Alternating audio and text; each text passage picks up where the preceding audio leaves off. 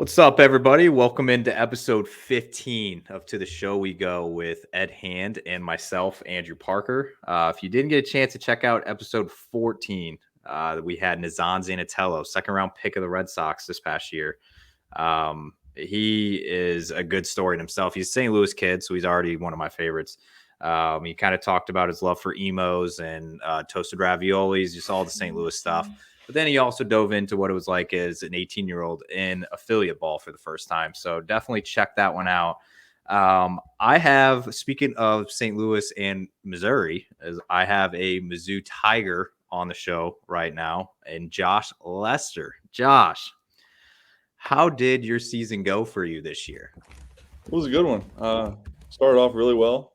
Got to check off some boxes, some big league hits and RBIs and whatnot, and ended up winning the AAA National Championship or whatever they're advertising it as. But all in all, it was pretty good from start to finish. And did you? I saw you early during the season. It's toward the end of the year, and Norfolk came into Worcester and absolutely. I think it may have been was it a 6-game sweep or? I think we won 5. Yeah, I remember going into Chad Tracy's office before and then some games after, and he was just like, I have no idea what to do. Like, was that team just how was playing on that team? It was unbelievable. We called it on deck purgatory because no matter where you hit in the lineup, you were getting 5, maybe a 6th at bat every night. I mean, I think especially at the beginning of the year when we had Ryan O'Hearn, who was in AAA with us for a little while. We had Jordan Westberg, Colton Cowser. I mean, we opened the season in Durham, who Durham is, for the most part, especially lately, probably the best AAA team as a whole in the last few years. I think they went to the championship 3 years in a row, won it twice. I mean, we went in there in the first 3 games of the season, and it was like non-competitive. I think we won all 3 games by like 5 or more, and it was just like every team thinks they're good when they start the year, right? You look around you, you're like, oh, this team's got a chance to be really good. So and so, we got all these guys, and then to walk in there and just like kind of just throw it down and walk away with 3 pretty easy and comfortable wins to start off the year, and it was like, okay, we are pretty good. Yeah, you guys kind of were a who's who of talent, which I guess is the Orioles system in general these days. But there's one guy that I know a lot of people ask about that came up towards the end of the year, and that's Holiday. How polished is that kid, and what was it like? Like what was it like playing with him, Jackson It's Holiday? ve- it's very obvious, even outside of like the baseball skills, that he grew up in a baseball family. I mean, everything that he does, it's like he belongs, and not that he doesn't, because he obviously does. He's one of the most talented people I've ever seen, but he's 19. I mean, like he was 19 playing with. We had a guy on our team that was 36. I mean, you're in a locker room with a guy that's almost 20 years older than you. But if you walked in there and outside of him looking young, you'd never know it. And that was the most impressive thing to me is like obviously, which I saw him in spring training and big league camp, and he absolutely put on a show there. And the guy can do everything on the baseball field that anybody else can. But for him to walk in and like play with guys that are almost 20 years older than him, like I'm 10 years older than he is, and he doesn't even bat an eye. And like that was the most impressive thing to me. Now, are you from a baseball family also? I know you were on you won a Little League World Series, so you've been at this for a long time. Was that something that was very much within your family? Yeah, my dad is a pirate scout. He's a amateur scout on the Pirates with the Pirates. He does national cross checking, but he's been doing that since before I was born. And he played up until Double A with the Padres, like won a Double A batting title with the Padres. Had a pretty significant like knee injury back when you could slide into people at second base.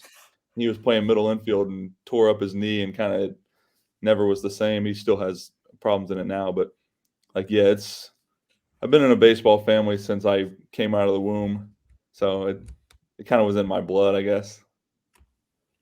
When we interviewed Josh last offseason, Chris found the photo of him as a Little League World Series and put it as the picture. So I was like, all right, I'm going to save him on that one, and we won't resurface the photo for you.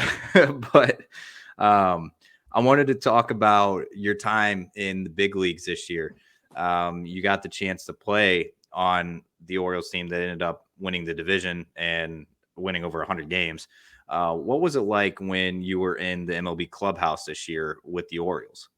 It was awesome. I mean, that group of guys, getting to go to big league camp with them, like a full big league camp with those guys. I was with them for 6 weeks in camp. Got to know a bunch of those guys.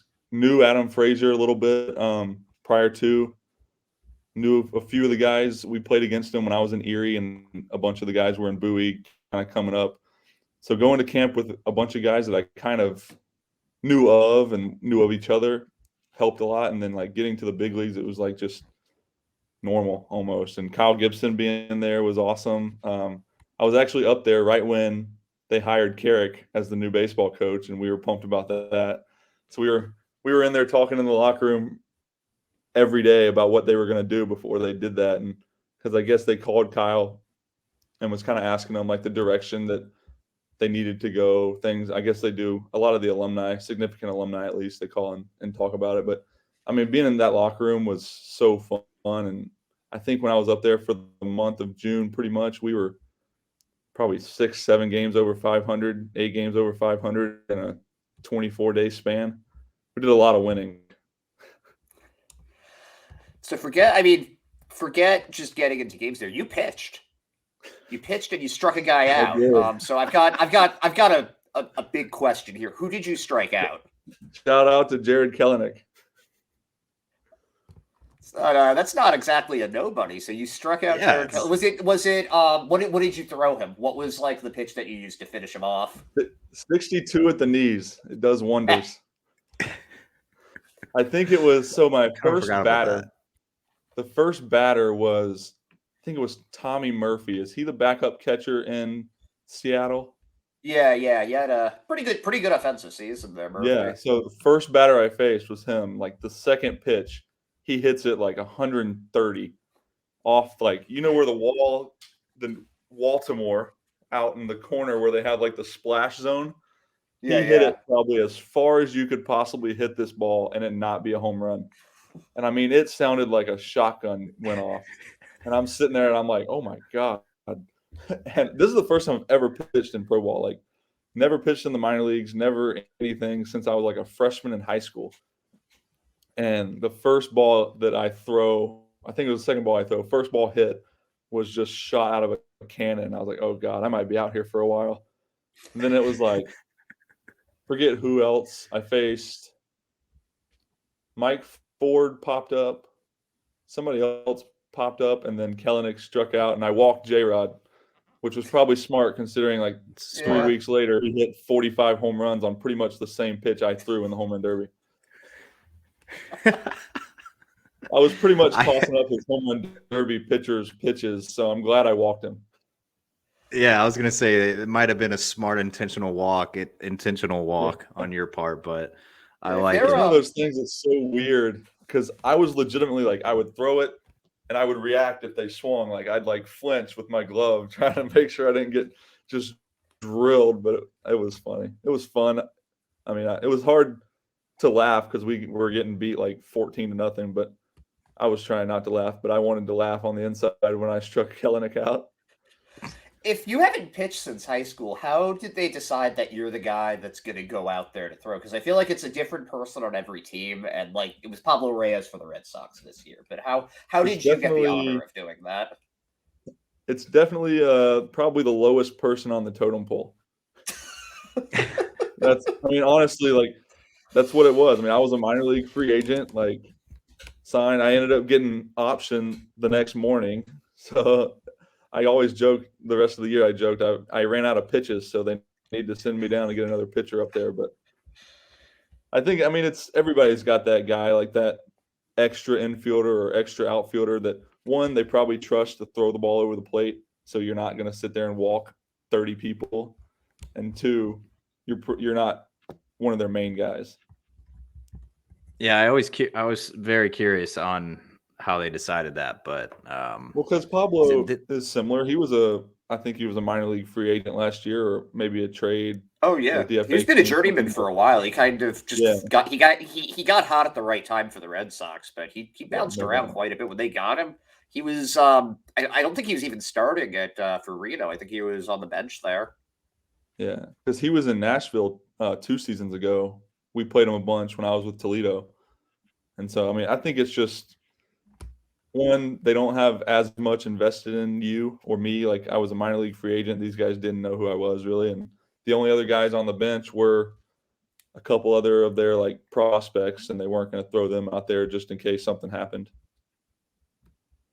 yeah, no, I mean, it makes sense, honestly. I used to always think it was the backup catcher for some reason because I thought back in the day, like, wasn't Plawecki like the guy like back in the day for the Red Sox? Or Yeah, Plawecki did get a few innings in. yeah, but yeah, I was always Back curious in the about day, as he still plays. that. Yeah, I meant like, yeah, that's true. No, I know what you Guys still mean. This kicking. is more credit to how long he's been playing baseball and pro ball Oh yeah, than anything, I because he's mean, been around a long time. when he stopped by the Red Sox, man, everybody loved him in Boston. I mean, everybody loved him. When he got DFA'd, it was like a sad day for a lot of people, and it's like, all right, like, I've never seen so many fans pissed off about like the backup catcher getting Yeah. DFA'd. Yeah. That was. yeah, But I mean, I get it because he also hit really well the year before. He was the guy who did the shop. He was like behind the shopping cart and all of that Yeah. stuff. and the dancing on my own, that was him Yeah. that put that in there. Yeah, Oh, nice. It's a glue guy right there. yeah. I mean, I get it, but at the same time, I don't. All right, so I want to ask you, just kind of piggyback on the major league time that you had. You came up the year prior and actually made your debut when you were with Detroit. How different was it this time? Or obviously you stayed longer, but how, other than that, like, what was the big difference? Like, were you more prepared for that call up? I was like, okay, I've been up there. I've at least had an at bat. Like, I know what it feels like. Yeah, no doubt. I think a lot of it was like so last year I didn't get a hit or anything to get that out of the box, but getting in the box, getting defensive ground balls and stuff like in the game made it so much easier just to like slow down this year. And obviously like checking off the first hit's a big deal, and like obviously the emotions were still going pretty good, but like I think last year just kind of even just knowing what to expect my body to feel like when I was getting in the box was a big deal this year. And then obviously like the vibes in the Orioles clubhouse this year were just immaculate. I mean, it helps to win 100 games obviously, but just at that point we're playing well, and it was just kind of like next man up. Who is it? And I showed up, and my first hit was with the bases loaded and 2 RBIs, and kind of just worked my way right in there. And I think from then on they were just like, all right, here we go. And when When I you talked played- to you, oh, you go ahead, Ed. Yeah, you might have talked to Parker about this already, but I don't know. You played for a while in the minors before getting that call up when you were 27. What was that conversation like? I feel like that's such an important moment, and for some people, it's like I heard like with Cedon Rafaela didn't get it the first 3 times because he was playing video games with his brother, so he had to call back Chad Tracy, who was like, "You're going up, dude." What was the conversation like for you, and do you still remember that feeling? Oh, absolutely. So the first time was probably what every player would dream of. Like manager took me out of a game in Rochester, New York, and like took me in the tunnel in the dugout and acted like he was mad at me. And I was like, you can't really be mad at me. I just hit a home run. Like, what did I do wrong? And then all my buddies, all the coaches told them when they took me down. And so like everybody came down, congratulated me. Like, I feel like when you're dreaming of going to the big leagues, it's like with all your friends, which I guess Rafaela with his brother on the other end of the video games, that's pretty cool. But like the first time was amazing. And then this time was at like 2:00 in the morning. So I was asleep, but the manager had said, because they were in San Francisco, and so the big league game wasn't going to end until 1 a.m. But they took me out of the lineup right before the game, and they told one of the pitchers that he wasn't going to pitch. And so I guess depending on how the game went was whether they were going to call a position player up or a pitcher if they needed somebody to cover a bunch of innings, but I guess they didn't, and they called me up. So I got a phone call at 1 o'clock, 2 o'clock in the morning, and got on a plane at like 7:30. Wow. And went out to the West Coast. Both very exciting phone calls, but the one in the dugout and it being the first time and with everybody around is obviously like a dream come true. What did your parents say when you told them? It was funny. The first time I'd always joked with my fiance, and I was like, if you ever get a FaceTime from me that's like you, my mom, my dad, and my sister, it's either really good or really bad. And so I called all of them from the locker room, and they all knew immediately. My mom was actually in the stands the first time, which was really cool. Oh man, that's amazing. Yeah, that was really cool. And she got to come like around, and she was freaking out because she didn't know anything, and I got pinch hit for like pretty quickly. And so they took me out of the game, obviously, and she was like, what's going on? Why is he not in the game? And I called her and got her come down in the hallway and stuff. So it was really cool.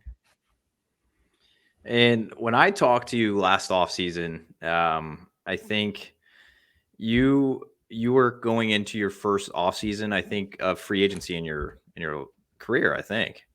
Second. Second. Well, first, like, I don't know, second technically, but I re-signed with the Tigers the year before that pretty quickly. So it was really like my first of like open market free agency. And so now you're going into your second one. And did it like at all, was it on your mind at all as you were going through the season that you're like, okay, like I'm going to, I might be playing for, just trying to do the best I can because I might be somewhere else next year? Was that ever on your mind? Absolutely. And I mean, I feel like I've never been that guy that was on any of the prospect lists or anything like that. And I feel like ever since I got drafted, it's kind of been the same way. Like I've been playing for a job since I got drafted. It was with the same organization. I was trying to like move up or get playing time. Like I didn't start on opening day with the Tigers until I was on the AA roster. Like I was never kind of guaranteed that spot on a team. So I think it's kind of just a different way of the same thing coming up with the Tigers, like having to really work my way into a lineup and then into like progressing. And so I think it was similar. It was just kind of more external than internal. Now you've had 2 trips to the majors so far. Has it lived up to your expectations of what, not necessarily the competition, but just the lifestyle, like with planes and hotels and that stuff, what you get to eat? Has it lived up to your expectation, and what has been the biggest difference between AAA and the majors there? Yeah, I mean, it's been probably more than what you could imagine and what my expectations were. The first time, my first game in LA, we got In-N-Out catered to the stadium. So that is one thing that doesn't happen too often in AAA. But I mean, the best part about it is just how easy the travel is. I mean, other than the actual like on field everything, big leagues is the big leagues, but the travel. I mean, you take a bus to the plane, you hop off the bus, you walk straight onto the plane, you get off the plane, you get on the bus, you're at the hotel. I mean, it's just like so easy. Whereas AAA, you're flying at 5 o'clock in the morning, standing in security at 4 o'clock in the morning at random airports in Nashville and Des Moines, Iowa, places like that. I mean, it's just like you get treated very, very well in the big leagues. So it's like AAA, you're just like a working stiff, like me or Parker. But when you get brought to the majors, you're a VIP. See, when I got called up to AAA for the first time, though, the difference from AAA to AA is pretty significant as well. Interesting. How so? in kind of the same ways. Like in Double A with the Tigers, we would bus everywhere. Like we would bus from Erie to Portland and play. And you just bus through the night on a regular charter bus. Like it was brutal. And then I mean, you go to AAA and it's in the locker rooms. Like the clubhouse guys do so much more. I feel like in AAA than AA. I think it's partly because you have a lot of big league guys going back and forth in AAA. They're kind of not expected to do more, but the big league guys are used to them doing more, and they know that they've become accustomed to a certain lifestyle. Right, and those guys will probably tip you a little more if you treat them well, and so they get that way, especially with the guys with some money. But it's just like you should get treated a little bit better at every level. And I felt like the jump from AA to AAA was big, and then the jump from AAA to the big leagues was even bigger. So now I'm curious. Give me an example on you going from Norfolk to play in Worcester this year. Like how was we went. So Norfolk's got a decent airport. Like it's got a solid little airport. It's not massive. It's not tiny. It worked really well for us. It was like 20 minutes from the ballpark, which was really easy too. So we flew. I want to say we flew Monday night at like 7 to Providence. Then Providence we drove down.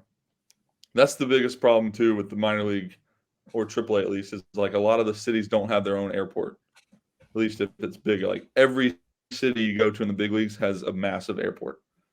But most of our travel was pretty easy this year in AAA. It was just the hours of it were not always the best. We had a lot of early morning Mondays, and obviously Monday being the off day, you just show up and you sleep your off day away instead of being able to do something. Yeah, I kind of learned that this past year with just kind of asking some of the guys, like, what do you do on Mondays? But most of the time it was travel days. So it's kind of bizarre. Toledo, when I was with Toledo, the travel, we played a lot more teams close to us. And we traveled by bus a lot more. Like Louisville was only like 4 hours. Columbus was 2, if that. So like we would come home on Sunday nights a lot. This year we would wait and fly home on Monday mornings.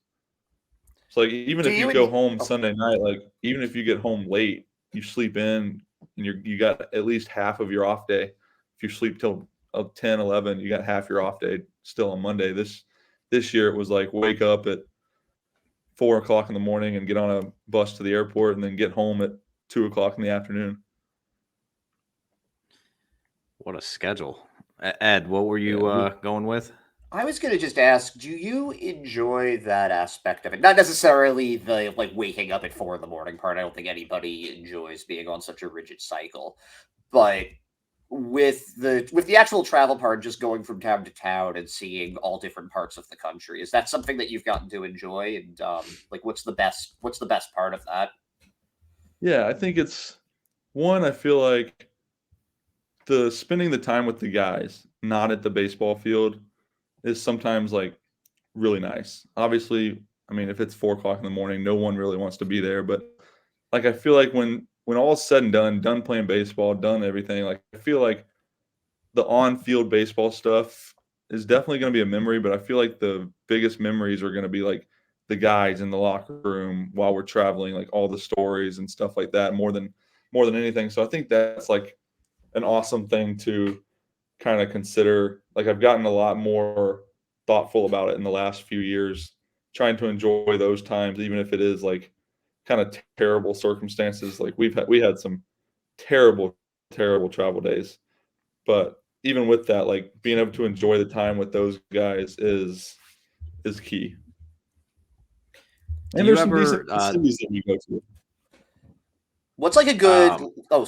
Just really quickly. What's a good low key city that like you wouldn't expect to really love, but like you've really liked?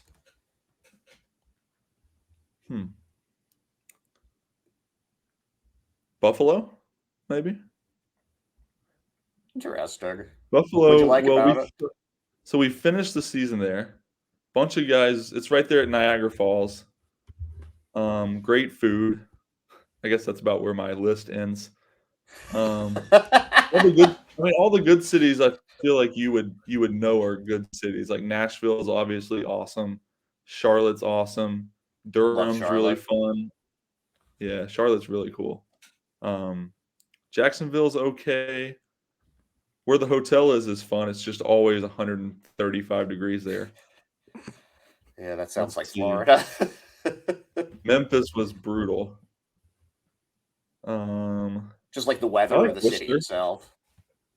Just where we were set up and like the atmosphere. No one really came to the games and stuff like that. It was just not a Oh, great trip for gotcha. us. Did you actually say Worcester was okay? I don't mind it where the hotel is. We stay at the Hampton, kind of downtownish. Yeah, the city's gotten like a nice they've built it up in recent years. I mean, obviously, where the stadium is itself is really nice too. That's all brand new though. Worcester for back when they were the Indie League Worcester Tornadoes. It wasn't as nice. Gotcha. Yeah, because we walked down. A lot of my takes on the cities are based off of like food and places that are Right. like walkable to eat. And there's like a few sports bars downtown in Worcester. I think there's even like a Ruth's Chris. I didn't go Yeah. there, but we went and we'd walk around and go eat. And like that's the biggest thing to me as like a player is I don't get a lot of time to go do a lot, but I get time to go eat. And so like that's a key number one to the cities that I go to. I was just looking at does it ever like, do you ever sit and think to yourself, you're like, you've hit 142 home runs in your minor league career. I mean, that's a ton of home runs. So like, what do you ever just look at that and be like, holy cow, like I have hit quite a few? You know what's crazy is I don't think I hit more than like 10 in my first like 3 or 4 years. And No, then you like didn't. You I had went, 1 year where you hit 13 for the first time in 2017. But yeah, your first couple seasons it was like yeah, 3, so 2, and 3. Yeah, it was like 3. Not a ton.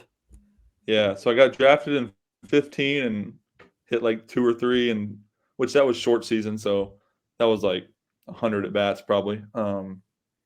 Yeah, and I did like a whole swing renovation after that 2016 season, and 2017 was like the start of it, and then 2018 I think I hit 21. 19 was like 32, I think, or I think 19 was 19, and then Yep. 21 was 32, and then like 29, and so most of them have come like the last 5 or so years, 4 or 5 years. But one of my hitting coaches that I had with the Tigers for like 4 years is Mike Hessman, and he's the minor league home run king with 433. So my 142 doesn't stack up too much to that guy. I'd want to say there's still time, but I also would want you to be. I'd want you to be in the majors for some of that. Yeah, I don't know that I'll be around long enough to hit 300 more. That's true. You got to be pretty good to be able to play. It's like I don't know if this is the best analogy, but it's like you have to be a pretty good pitcher to lose 20 games because they have to keep throwing you out every 5 That's days. true. So you got to be a pretty good hitter to get that many in the minors. I used to give him crap about it because he spent I don't know how many years in the PCL and hitting in that air, and he would hit like 45 to 50 homers in AAA, and I'm like, that's not fair. I'm over here hitting in Toledo where it's -4 for the first 3 months of the season. You ever think of signing with a West Coast team just to give your stats that boost for a year? So the first time I'd ever hit out there was in the championship, and like we took BP in Vegas, and it was just, I mean, it was a cheat code. It was unbelievable. Because that's something that I've always wondered. Like the numbers always show it, but like but you really do feel that difference? Yeah, I mean, Vegas is the only one I can speak on because it's the only one I've been at. But like balls that, I mean, balls that you hit good, not great, look like they were hit great. And obviously, balls that you hit great are home runs pretty much everywhere. But I just feel like there's those ones that you just miss, but out there, like they're still home runs. I did want to ask you this. I didn't want to ask you right after the series, and it just came to my mind after the series when you were in town in Worcester. Were you just being I mean, nice when I went and 0 for 35 until Sunday afternoon. yeah, I think I think I asked Tyler Murray on like Friday or something, and I'm like, is Josh just being nice because you're calling his games? And like, I don't know. Like I don't know what was going He on did. that week. He did hit it with that's his first hit of the game or first hit of the week when I hit the home run on Sunday, and I was like, oh, you could have left that one out of the home run call. We thought you were being nice because you were like, okay, like I talked to these guys and they're here, but I didn't know what was going on. No, that You was were like dominating that all was a rough all week. season long, and then you got to Worcester, and it was like, holy cow! I think that was just a tough week. And we all go through it, hitters. I mean, it's life. It happens. Try not to let it Yeah, no, last 6 days, but it did in that moment, so it'll be all right. yeah, no. I mean, it's obviously I looked at your numbers for the season, and you were. I think at the beginning of the year you were leading the league in home runs for like a week or two, Yeah, AAA. So I hit 3 the second game of the season, and that helped. yeah, that'll give you a nice boost. Yeah. I did have a question though. So you're a you're a free agent now. So what type of like I guess when now that you're in your second official free agency, the first one doesn't really count because you resigned pretty quickly, but what kind of things did you learn from the first time around that when you went through it last offseason going from Detroit to Baltimore? Like have you kind of picked up some things you're like, okay, like I'm gonna maybe wait for a certain opportunity, or how is your mindset, I guess, going into this offseason? Oh yeah, another year in AAA helps too. Playing a lot of the teams. Obviously, you got the West Coast teams that we didn't play, but like playing a lot of teams in the International League because that's kind of where the depth is. Like teams like let's say the Braves who have like a Matt Olson and an Austin Riley at two of the positions that I'm a main player for. Like who do they have behind them, kind of thing. Like would I be in a spot with a team that, let's say, Olson pulls up with a hamstring one day? Like, would I be in a spot that I'm the guy that goes to the big leagues to replace him, kind of thing? And I think that, like, looking at that as opposed to looking at a big league roster as much is kind of where I'm looking this year.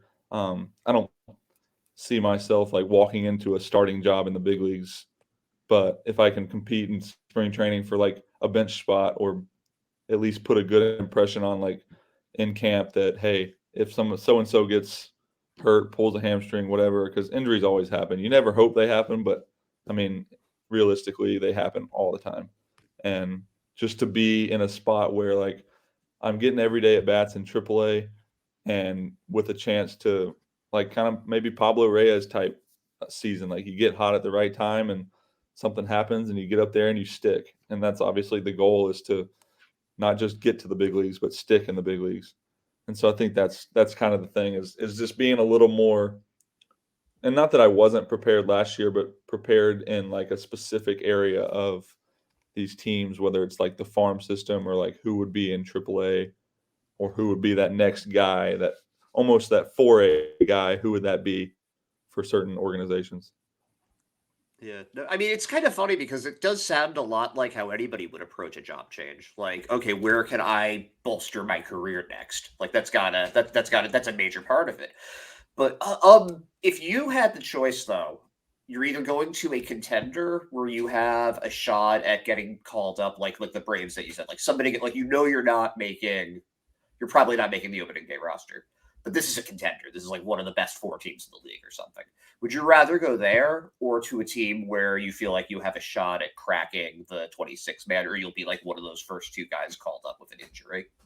I'd rather go to a team that I'd be in the big leagues either to start the year or ASAP. I mean, obviously, like winning a World Series or getting the chance to do that would be amazing. But I think that being in the big leagues with a team as opposed to like being in AAA and maybe not getting to the big leagues with a contender, I'd rather be able to be in the big leagues and play and prove myself. And I mean, obviously, getting paid big league money doesn't hurt, but like being there and being able to like prove yourself and show that you can do that and play in the big leagues would be the best. That is a very pragmatic answer that I appreciate. Now, if the Braves hits a little more close to home because I grew up going to Braves games at the old stadium, and so like the Braves would be really cool to even just for that chance to be in the big leagues with like the team that I grew up watching would be really cool. All right. Well, speaking of where you're from, I got some random questions here. So I just want to. It's time. Are you going to ask him? Are you going to ask him the one that you always ask? I have to, because I didn't ask him this last time I talked to him, and now every single guy now that I've talked to, I'm like, I want to know what he thinks about it, because I think we need to. Everybody's got a different answer. Totals. Everybody's got a different answer. So far, we're 3 different ones, 3 different questions. Yeah, there's literally there is a wrong answer to this, Josh. So you just all right. Now you got me nervous. What's the wrong answer? It's pretty easy. I'll tell him after he answers, because I think he might answer what I think he will because of where he's from and where he went to college. You're stereotyping. All right, fine. What is the best fried chicken fast food place? Zaxby's. Yes. Or Chick-fil-A. If you consider that no. Fast food. Just say Zaxby's and leave it at that. I knew that was coming. That's the right answer to that. And I've gotten many guys. When I lived at home my first few off seasons, and so the gym that I would go to is like catty cornered from a Zaxby's. And so every Sunday I would go work out and get just a big chicken finger plate and a large sweet tea and take it home and watch football. And I would just sit there for like 30 minutes and sit there and eat my Zaxby's and get ready for football Sunday. Oh man, Zaxby's is my true love. I had to put it in my Twitter bio yesterday because I was tired of hearing like everything else but Zaxby's. I'm like, this is a premiere. I promise you, it is just so much better, man. It's better in the South too. Like I used to go to there's 2 in Columbia, so I used to go to the one. Yeah, there is. I think they added the second one like 2016, maybe. Yeah, I was going. It's like way off campus though. It's like a little off, and I used to go there. I used to have to I was like, screw it, it's worth the drive. And my mom used to give me like $100 gift cards at Zaxby's because she knew I freaking love that stuff. So yeah, man, it's premier. I'm so happy that Zaxby's is the answer here. I think it's the goal of this show to end up getting a sponsorship from Zaxby's at some point. Dude, I want a Zaxby's in Boston, man. Yeah, that's one hard thing about being in Cleveland now is there's not much fried chicken to choose from. There's a Chick-fil-A, but it's a little bit away from our apartment. But like you said, I drive there. Oh yeah, you drive for good fried chicken, man. I swear it's there's a Cane's in Boston, but it's not it's not easily accessible. So it's down by BU. It's like very trafficy. Like it's just not like there's no drive through. So it's like, why go? That's I got to get out. Right. I got to burn the calories that I'm about to put in my body. I can't do that. That's what I'm saying, man. It was weird once I moved out here because in Missouri they have even the Panda Expresses have drive-throughs in St. Louis. So it's out here they don't. So it's a little different. All right, you're a Georgia guy, but you're in Cleveland now. So if you had to, how long have you been in Ohio? This is off-season number 2. Okay. So you're still Georgia at heart, but if you had to pick one food item from each state that you're like, that's my go-to, what would it be from both? Huh. I think at least like Georgia, I'm gonna have to stick with Zaxby's. I'm trying to think I'm trying to think of something that's up here that is only up here. I have a very general taste in food. So I don't branch out a lot. Like there's a lot of stuff that I don't like, or at least I won't let myself like. I won't try it. I don't know what's up here that specifically. There's a bagel place that is right down the street called Cleveland Bagel, and it's like famous in Cleveland, and I had never been, and now we buy them by the dozen from there. And I mean, they're you think you get regular bagels, and y'all are in the Northeast though, so y'all might trump my bagel experience here, but I mean Yeah, a little bit. they're pretty unbelievable. Well, this next question, and you might need to talk. You might need to lower the voice so the fiance doesn't hear you. But Yeah, if you see I something need to, behind me, let me know. I need to know your least favorite part about wedding planning. What was the worst task you had to do? Oh. Honestly, I got pretty lucky because I proposed right before baseball season. So, That was smart. so it was smart and not smart at the same time because there was a lot of stressful phone calls, like late at night, stressful phone calls. I think probably the only thing that I had to deal with was we spent a majority of the All-Star break like running errands and doing like we went to the florist, we went and looked at everything. Like the All-Star break obviously being a time where you just want to like lay in bed and stare at the ceiling for 4 days. But honestly, like, and kudos to Maddie, my fiance, she's been amazing with it. But like a lot of stressful phone calls that like there was only so much I could do from Norfolk, Virginia, and she'd probably argue that I could have done a lot more. Um, but just, I mean, the stressful phone calls sucked because it was like late at night, obviously after a baseball game, like trying to figure stuff out or trying to calm everybody down and get things done. But I got lucky from an actually like doing a lot of stuff, and I proposed February 3rd and left on like February 10th. When's the date? January 13th. Oh wow. So it's coming up. Mine's in 3 weeks. Oh, nice. So Congrats. yeah. We're We're having actually it out in Northampton. nice. We're going to Tampa this weekend for one of my Tiger teammates' weddings. Oh yeah? It'll be fun, yeah. It's gonna Which be one? Who is AJ it? Ladwig. I don't know if y'all The name ever actually crossed sounds paths. kind of familiar. I'm not sure where. It's kind of a memorable last name though. He was with the Tigers for like 8 years in pro ball.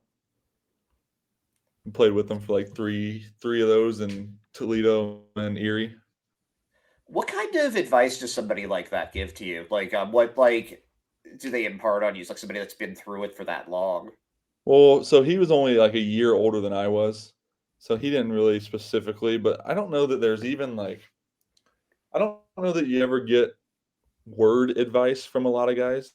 Hmm. I think it's a lot of like you just watch how guys go about things and like you just kind of navigate your way through things by watching guys that have been there Yeah, like more they're than not going up to you and being like, "Well, let me tell you about this son." Like they're not doing that. right. And like I'm They're not walking probably up to just like, Jackson yeah, they're your Holiday. teammates. Yeah, like I'm not going to walk up to Jackson Holiday and tell him how to act. And this is just an example, obviously, because he's the young Yeah. kid. But like a young guy that's in a clubhouse like that, you just kind of navigate to guys that are similar to you or similar to like what you want to be. And so like I don't know, you just kind of migrate to the ones you want to be like, I guess. That's how to say it. I'm telling you, Ed, it's been 45 minutes right now on here, and I feel like this happened last time too. Is like I can talk to like Josh is such an easy guy to talk to, man. I can talk to Yeah. this guy for like 2 hours. You are the single most relatable professional athlete I have ever met. I do have a Jackson Holiday story for you though. Yeah. All right, I'm ready for You this. reminded me of it when you had random questions for me. Yeah. So we're getting ready to play Durham in the International League Championship, and I guess the last time that Norfolk won a championship was like 1985, and so nobody on our team was even like thought of at this point. But this news guy for one of the local places wanted to like do a trivia thing. So he asked us like, I was first, and he was like, I got 4 random questions for you, and like what was the top movie in 1985? Top musician, top like I don't know, TV show, car sold, whatever. It was all about 1985, and I probably might have gotten one right. Actually, I don't even think I got one right. It was like, who's president? I missed that. The movie was, I think it was Back to the Future, and I didn't guess that. And there was like 4 or 5 questions that this guy asked, and so he went through like 4 or 5 guys on the team, and Jackson was last. And we were sitting in the locker room just hanging out. We told Jackson all the answers. And we were like, look, you have like this dude was born in 2003. Like you have to answer all of these right. So he went out there with all of our answers and answered all the questions right at the end. So like six dudes that are significantly closer to being born in 1985 had no answers right. And the 19-year-old kid went out there and answered everything right about 1985.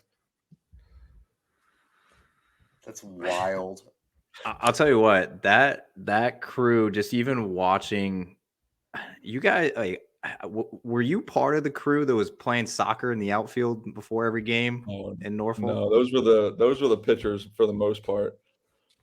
Because I noticed that that was the only team I saw all year long that did that. And I'm like, are you guys just like all this? Like, you just want to be on a soccer field right now? But pitchers, I always give pitchers a hard time because they got nothing else to do. I don't know. You're technically one of them now. You have been a pitcher. That's true. I do have a 0 ERA. That is a good stat, actually. Did you get to keep the baseball? Hoping it pays off in free agency. Did you keep the baseball? So, funny story. No. Second funny story. We kept a different baseball, and I'm going to act like it was that one. So there was somebody on base, right? And Anthony Bimboom was catching, and I'd been with him in AAA like the whole year already, and it was funny because like I didn't think about it. I don't like never in my life had I imagined that I'd be in a situation that I needed to keep a ball that I struck out somebody with. Like never in my childhood was I like, man, it'd be really cool to pitch in the big leagues. I've grown up and I'm like, I don't want to pitch. I don't like pitchers. Like I'm trying to not be good at pitching. I want people to be bad at pitching. So he throws me the ball back. I didn't think of anything. First pitch to, I think it was Ford from Seattle. First pitch, foul ball into the stands. So we didn't even get a second chance to try to throw the ball out or anything. So some random fan in Baltimore got my first and only, hopefully, career strikeout in the big leagues. Oh, man. But I did somehow get that ball back. I did keep a different ball, and it's authenticated. It doesn't say anything, but it's got the sticker, so I'm just going to write first strikeout on it. Close enough. It's symbolic. No one else will know. Yeah, exactly. Did you get to keep your first hit off of Descalfani? Yeah, I got that. That's cool. All right. That's the important first one. Hit, I'm going to get it actually one of our wedding gifts from Maddie's aunt is going to be I got the bat, the batting gloves, and the ball. They're going to get it all like glass boxed up for me. I love that. I just got the jerseys, actually. Here, look at this. My pitching jersey. Oh, hell yeah. Ooh, I like those jerseys, too. Is that the City Connect? Yeah. Oh, man. I like those a lot. Which makes it even People more are going to start asking you if sorry. I was up there in the City Connect black on black when I'm pitching, and it looks like a slow pitch softball game. I'm throwing 61 and black on black the first year that they've started these City Connects. People are going to start asking you if you're related to John Lester.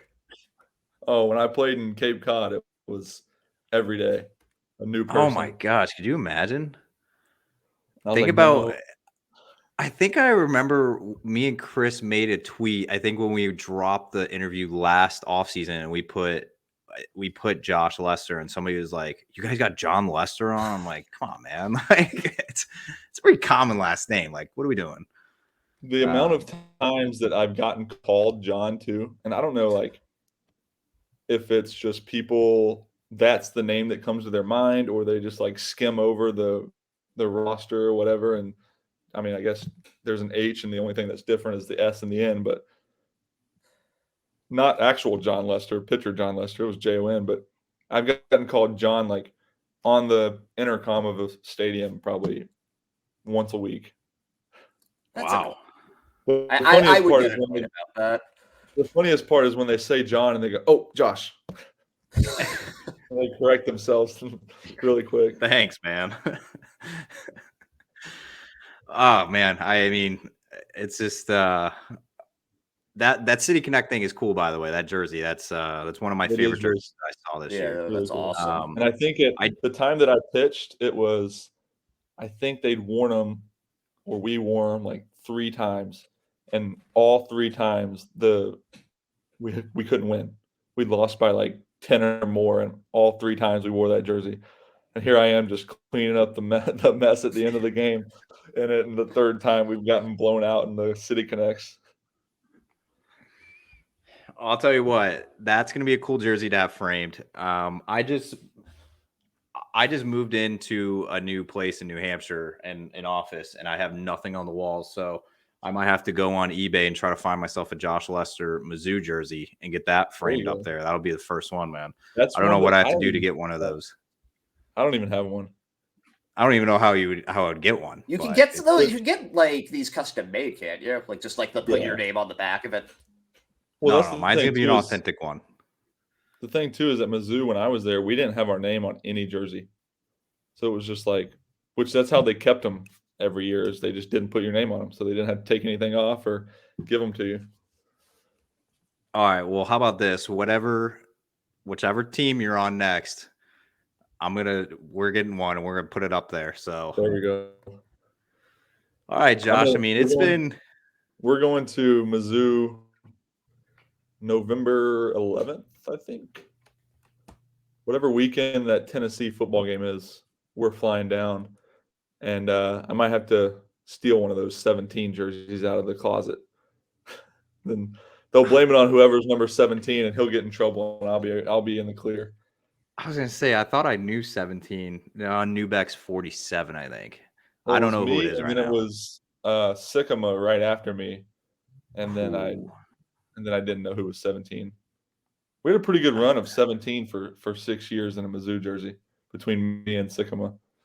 Sycamore is a good one, man. I reached out to him this year, and he's a great guy. I like him, and awesome. Plasmeyer are my favorite pitchers from. Well, I guess Tanner as well, but Mike Plasmeyer's brother, Mitch, is the pitching coordinator for the Orioles in the minor leagues. So I saw him a bunch this year. oh damn, I did not know that. Yeah. Came from he actually coached at Mizzou for I think 1 full year before he got this pitching coordinator job. I didn't know that. That's actually I'm gonna send Mikey Plasmeyer a nice little message for try to hit him up again, because I met him when he was man, I felt so bad about Plasmeyer, by the way.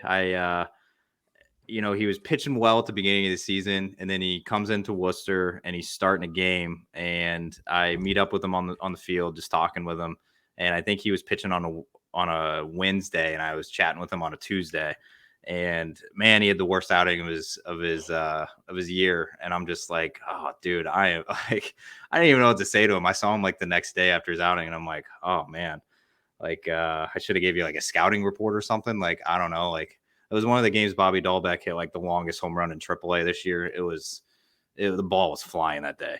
But then he obviously so dominated. I'm hearing that you're the bad luck. No, man, it's not. We talked to you. He did bad. I talked to you. I got 1 hit and 35 at bats. Come on, man. There's only a low amount. There's only a certain number of Mizzou guys that come through like That's Worcester. This past year, there was only 3 that came through. It was you, Plasmeyer, and Tanner Houck rehabbed, and Houck did pretty okay. So, yeah, I think it was got a Mizzou guy in the minors here. Yeah, Nathan Landry. We were talking about that the other day. Yeah, that's awesome. Yeah, Landry's cool. I think it was Tyler Murray that did it. He told me I was one of the only 3 people that hit a homer off Bayo last year and got my got my head too big, and then I went 1 for a million. That's right. We're blaming that one on Murray because Yeah. he hands down told you that stat. He's like, I have a graphic for whenever you're first at bat. Like there was only 3 hitters that hit a home run off of Brian Bayo last year in AAA, and you were one of them. So Yeah, he made me too confident. well, Josh, I mean, we've taken up 55 minutes of your time. I could probably talk for another hour. I don't know. It's always a pleasure, man. I'm definitely looking forward to seeing where you end up, though, and we'll be pulling for you. But we appreciate coming on. Yeah, this Before was we fun, leave, how man. about 7-1 Mizzou Tigers? I didn't want to get into it because I knew I was going to go on for like 10 minutes. But man, dude, we were wrong about Brady Cook. Holy cow! We were. I gave him some crap at the beginning of the year, but he's proved me wrong, and I'll happily eat my words in that case. Dude, I agree, and I know I even messaged you about that too, and I'm like, I don't trust Brady Cook. You said you didn't either. That was like early in the year, and then look at us now. We're fools, I man. know. That's why we're Trust and not drink, coaching man. football. We're talking about baseball, not football, and there's a reason for it. Exactly. I will want your opinion in the spring after Mizzou baseball either gets off to a good start or bad start. But I'm going to give Carrick some time because I have heard a lot of good stuff about Carrick, and I am very excited about him. I think it's like any other coaching change. You got to give him time to get some of his guys in there again. Yeah. And I don't know how long. Usually, you used to give him like 2 to 3 years because you had to actually like physically recruit the high school kids. Yeah. Hopefully, maybe they can get some transfers and make that like transition period a couple years quicker. But I played for Carrick. He was the guy that recruited me, and so like I have all the faith in the world in this coaching staff to get it done. Yeah, Tanner said kind of the same thing when I asked him. You were kind of talking that you and Kyle Gibson were talking about it, but Tanner was rehabbing in Worcester right after they hired him, and I kind of asked him. He's like, Carrick was one of the main reasons I went to Mizzou. Like he was the guy there. So it was kind of funny. He got brought up again today. I was talking to Zan Zanatello, who was from CBC in St. Louis. He was committed to Arkansas. I know Arkansas, but he was kind of saying that he was down to Arkansas and Memphis as his too because of Carrick Jackson in Memphis. Yeah.